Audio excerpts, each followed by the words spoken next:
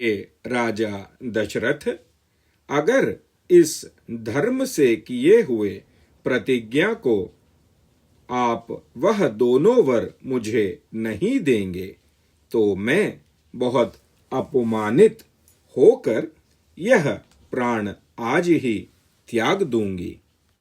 जिस प्रकार से मृग अपने विनाश को होते हुए देख कर भी जाल में फंसता है बहलिये की वाणी मात्र से, उसी प्रकार कैकेयी से वशीभूत हुए राजा दशरथ उस पूर्व काल के वरदान वाक्य को स्मरण करने मात्र अपने ही विनाश की प्रतिज्ञा में बंध गए थे।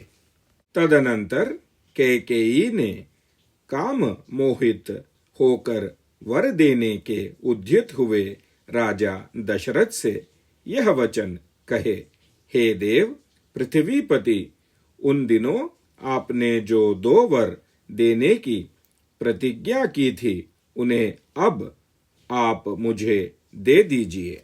आपने जो 2 वर मुझे दिए थे अब मैं आपको बताऊंगी, मेरे वचन ध्यान से सुनिए। श्री राम की राज्याभिषेक की जो तैयारी हो रही है उसी सामग्री से राज्याभिषेक की सामग्री से मेरे पुत्र भरत का अभिषेक किया जाना चाहिए। यह मेरा पहला वर है। और हे देव दशरथ, उस समय देव असुर संग्राम में प्रसन्न होकर मेरे लिए जो आपने दूसरा वर दिया है उसे भी प्राप्त करने के लिए अब समय आ गया है। धीर स्वभाव रखने वाले श्री राम को आप दंडकारण्य में 14 वर्ष के लिए भेज दीजिए।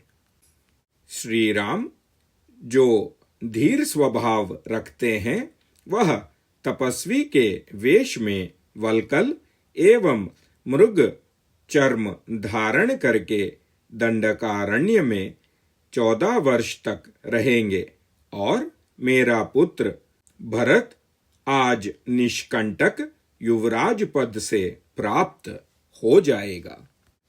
राजा दशरथ से यह वचन कहकर कैकेयी ने आगे कहा, यही मेरा सर्वश्रेष्ठ कामना है और मैं आपसे पहले दिए हुए वर मांग रही हूं।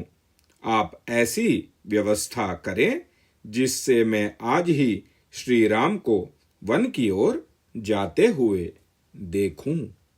हे राजन, आप राजाओं के राजा हैं और सत्य की प्रतिज्ञा से बने हुए हैं और उस सत्य के द्वारा अपने कुल, शील एवं जन्म की रक्षा कीजिए।